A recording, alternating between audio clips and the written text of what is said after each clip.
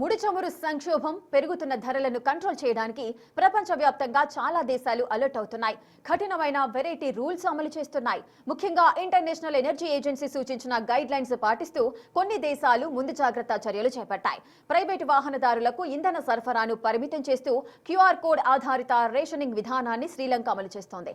దీని ప్రకారం వారానికి కేవలం 15 లీటర్ల పెట్రోల్ మాత్రమే దొరుకుతోంది. అటు ఇంధనం ఆదా చేయడానికి పాకిస్తాన్ ప్రభుత్వ ఉద్యోగులకు వారానికి 4 రోజుల పని దినాలను ప్రకటించింది. అలాగే 50% మంది సిబ్బంది ఇంటి నుంచే పని చేయాలని ఆదేశించింది. ఇక ఫిలిప్పీన్స్ ప్రభుత్వ కార్యాలయాల్లో విద్యుత్ ఇంధన వినియోగాన్ని 10 నుండి 20% తగ్గించాలని అధ్యక్షుడు ఆదేశించారు. కొన్ని ప్రభుత్వ విభాగాల్లో 4 రోజుల పని దినాలను ప్రవేశపెట్టారు.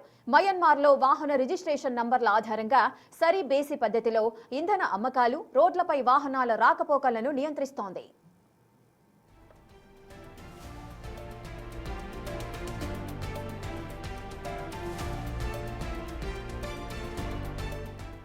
ఇక యూరప్ దేశాల విషయానికి వస్తే అక్కడ ఫ్యూయల్ రేషనింగ్ ను ప్రవేశపెట్టిన మొదటి దేశం స్లోవేనియా. ప్రైవేట్ డ్రైవర్లకు వారానికి 50 లీటర్లు, వ్యాపార అవసరాలకు 200 లీటర్ల పరిమితిని విధించింది. ఫ్యూయల్ పొదుపు కోసం హైవేలపై స్పీడ్ లిమిట్ తగ్గించాలని జర్మనీ ప్రతిపాదించింది.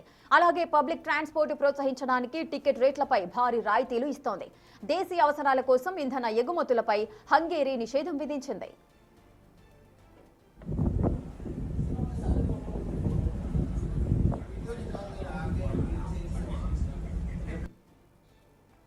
ఇక భారత్లో గృహ వినియోగదారులకు ప్రాధాన్యత ఇస్తూ వాణిజ్య అవసరాల కోసం వాడే సిలిండర్ల సరఫరాను తగ్గించింది.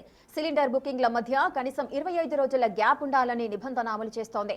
అటు న్యూజిలాండ్లో వారంలో ఒకరోజు కార్ ఫ్రీ డేస్ విధానాన్ని మళ్లీ పరిశీలిస్తోంది. ప్రస్తుత పరిస్థితుల్లో ప్రైవేటు వాహనాల కంటే ప్రజా రవాణా వాడటం, అనవసర ప్రయాణాలను తగ్గించుకోవడం బెటర్ అన్న వాదన అంతటా వినిపిస్తోంది.